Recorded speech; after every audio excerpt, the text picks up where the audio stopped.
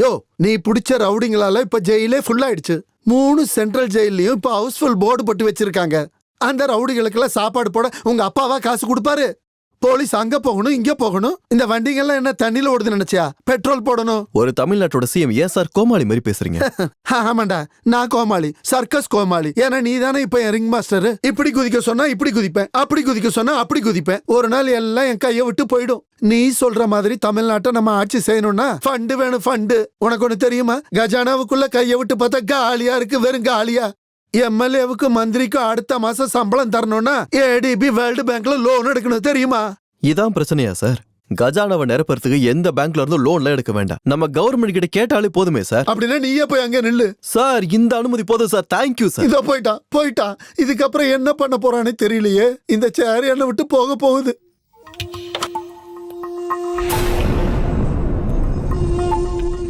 பதினஞ்சு வருஷத்துக்கு முன்னாடி இந்த மந்திரி திவாகருக்கு எலெக்ஷன்ல போட்டி போட டெபாசிட் காசு கூட எலெக்ஷன்ல அவனுக்கு யாரும் கொடுக்கல. ஆனா இன்னைக்கு மதிப்புக்கு இந்த கோடிக்கணக்கான பங்களா, மெட்ரோ சிட்டில ஷாப்பிங் காம்ப்ளெக்ஸ், கோடிக்கணக்கான சொத்து இருக்கு. ராஜன் ஜோசப்ன்ற பேர்ல இவ்வளவு பெரிய 5 ஸ்டார் ஹோட்டல் அந்த ஆளுக்கு இருக்கு. அதுவும் 9 ஹோட்டல்ஸ். அதுவும் இந்த மாதிரி ஒரு ஆளு இல்லன்றதுதான் நிதர்சனமான உண்மை. பினாமி பேர்லயும் மத்த அட்ரஸ்லயும் நம்ம எக்ஸ் மினிஸ்டரா இருந்த எம்எல்ஏ கோபாலகிருஷ்ணனோட ப்ராப்பர்ட்டியை தான் நீங்க இப்ப பாத்துக்கிட்டு இருக்கீங்க. கிட்டத்தட்ட 100 கோடி மதிப்புள்ள இந்த சொத்துகள் சரியான உரிமையாளர்கள் இல்லாம இருக்கிறதுனால இந்த சொத்தை கவர்மெண்ட் நாம எடுத்துக்கலாம். கொஞ்சம் நிறுத்தியா? நீ லைட் ஆன் பண்ணு. நீ என்னதான் நினைச்சுக்கிட்டு இருக்க? சார், இந்த மாதிரி 100 கணக்குல பினாமியோட சொத்துகளும் சொத்து குவிப்புகளையும் அவங்க கண்டுபிடிச்சிருக்காங்க. அதுல 25 பேர் மட்டுமே அரசியல்வாதிங்க சார். மாதவன் நம்பியார்ல ஆரம்பிச்சு என் அப்பால இருந்து பங்காளி, மாமா, சித்தப்பன், பெரியப்பா அப்படின்னு பவித்ரன் வரைக்கும் இந்த லிஸ்ட்ல இருக்காங்க சார். இத சரியா எடுத்தா 1500 கோடி ரூபாய் நம்ம கஜானால புழங்கும். முட்டாள்தனமா பேசாதீங்க ஹோம் மினிஸ்டர். இவங்களை எல்லாம் நம்ம தொட முடியாது. மந்திரி சபையை நிலநிறுத்தவும், எம்எல்ஏவை கைக்குள்ள வச்சுக்கவும், தேர்தல் வந்தா கோடிக்கணக்கில் காசு அள்ளி கொடுக்கிற பொலிட்டிக்கல் கிங் மேக்கர்ஸ் தான் இவங்க எல்லாம். இருந்தாலும் இவங்களுக்கு எதிராக செயல்படுறதா என்னோட முடிவு சார். அவங்களை எதிர்க்க நீ யாரு? அவ்வளவு பெரிய ஆளா? சார், நான் என்ன சொல்ல வரேன்னா, நீ என்ன சொன்னாலும் அது நடக்காது. கோர்ட்டு, சட்டம், மந்திரி சபை எல்லாத்தையும் பணம் கொடுத்து வாங்குறவங்களை எதிர்க்க என்னால முடியாது. வேண்டாம். உங்களுக்கு ஒண்ணு தெரியுமா? நம்ம தமிழ்நாட்டை ஆட்சி செஞ்சுட்டு இருக்க சிஎமோட சொத்து மதிப்பு எவ்வளவுன்னு? கேரளாவிலையும் கர்நாடகாலையும் எவ்வளவு சொத்து இருக்குன்னு அது உங்களுக்கு தெரியுமா? ஒரு ஏழை குடும்பத்துல பிறந்து இப்ப கோடிகள்ல பிறந்துகிட்டு இருக்க அவரோட உன்னதமான கதை என்ன உங்களுக்கு சொல்லட்டுமா? Lights off. Lights on. ஏன் சார் பார்க்க வேண்டாமா? நிறுத்தியா? தமிழ்நாடு ஆட்சி செய்யற சிஎம் நான் தானே. இப்ப நான் என்ன பண்ணணும் சொல்றேன்? ஐயர் சார், அதை சீக்கிரம் கொண்டு வாங்க. இதோ அடுத்த தரித்திரம் வந்துட்டான். சரியான தொழில்நுட்பத்தை பயன்படுத்தி விவசாயத்தை எப்படி மேம்படுத்தலான்ற ஒரு திட்டத்தை கொடுங்க. தமிழ்நாட்டு விவசாயிகள் வேண்டுகோளின்படி நீங்களும் உங்க பிஎம் அமெரிக்காக்கு கிளம்புறீங்க. உங்க 2 பேருக்கும் டிக்கெட்டும் விசாவும் இதுல இருக்கு.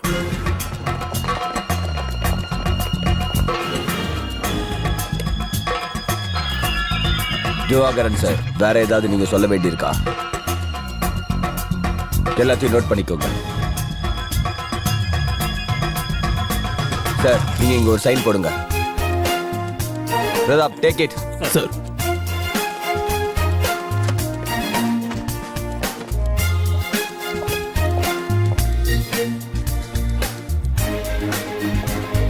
யாரும் வெளியே போக கூடாது. Come on, search. Search. So அந்த டாக்குமெண்ட் என்னாச்சு? Mister Pavithran, we want to search your office. என்னாச்சு? இந்தாங்க search warrant. Take a look. அந்த லாக்கரோட கீயை கொடுங்க. லாக்கர் ஓபன் பண்ணு.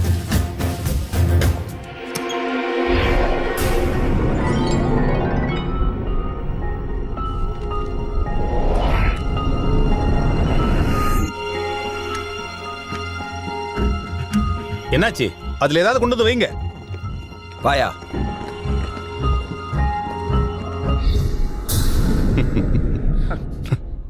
யார் என்ன சொன்னாலும் ஹோம் மினிஸ்டர் ராஜினாமா பண்ணணும். 5-6 கோடி செலவு பண்ணியாவது இந்த கேடிஎஃப் கட்சியில நம்ம மாற்றத்தை கொண்டு வரணும். அதை செஞ்சுட்டு அப்புறம் அவனை அடிச்சு வெளியே விரட்டணும்.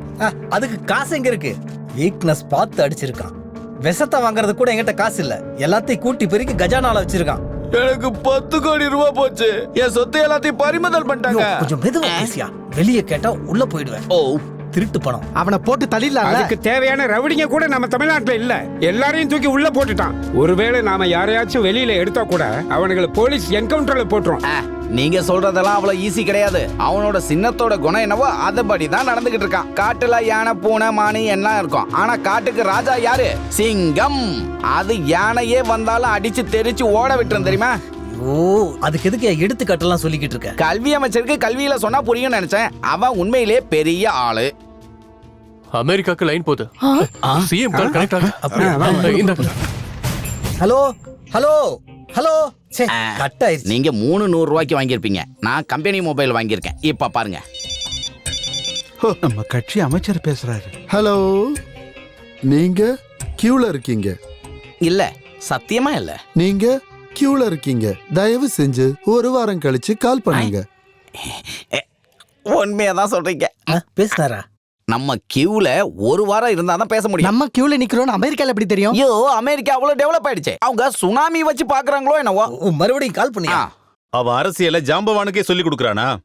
இப்ப இருக்கிற எல்லா எம்எல்ஏக்களும் அவனுக்கு எதிரா திரும்பிட்டாங்க. இப்படியே போச்சுன்னா இந்த மந்திரி சபை நிக்காது. எதிர்கட்சியும் ஆளுங்கட்சியும் பேசாமலே இருப்பாங்க. அன்னைக்கு அவன் மீடியாட்ட சொன்னான்ல, நீங்க நிரபராதின்னு கோர்ட்ல ப்ரூவ் பண்ணிட்டா கட்சி கேட்டா மந்திரி பதவியவும் எம்எல்ஏ பதவியவும் உங்களுக்கு விட்டு கொடுப்பேன்னு அதை செய்யணும். கட்சி அதை தான் கேட்கணும். அவனை ராஜினாமா செய்ய வைக்கணும். அதுக்கு நீங்க இந்த கேஸ்ல ஜெயிக்கணும். உங்க பேர்ல முன்னாடி இருந்த கேஸை தூக்குன மாதிரி இந்த கேஸையும் தூக்கணும். இந்த கேஸ்ல நான் ஜெயிக்க வைப்பேன். உங்களுக்காக நான் என்ன வேணாலும் செய்வேன்.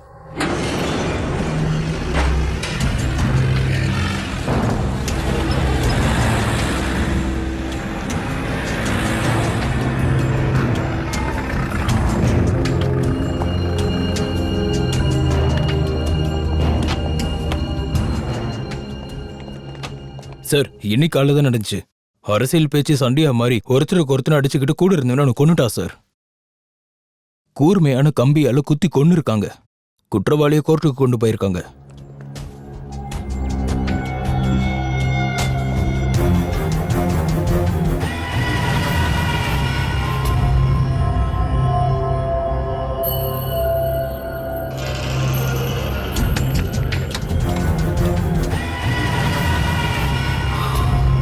இதை பார்க்கும்போது இந்த கேஸ்ல இருந்து அப்பாவை கடவுள் காப்பாத்திட்டாருன்னு சொல்லணும், இல்லைன்னா அவர் ஏமாத்த முயற்சி பண்ணியிருக்காருன்னு சொல்லணும். பிரசாத் கொலை கேஸ்ல முதல் குற்றவாளி கொல்லப்பட்டதால இரண்டாம் குற்றவாளிக்கும் முதல் குற்றவாளிக்கும் இருக்கிற சம்பந்தம் இந்த கோர்ட்ல ப்ராசிக்யூஷனால நிரூபிக்கப்படாததனால இரண்டாம் குற்றவாளி பாலகங்காதர மேனனை இந்த கோர்ட் நிரபராதி என்று விடுதலை செய்கிறது.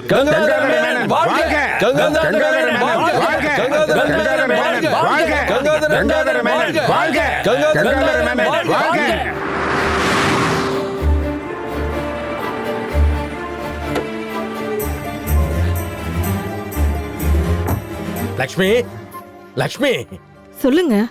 கேட்டியாடி? நான் கேஸை ஜெயிச்சிட்டேன்.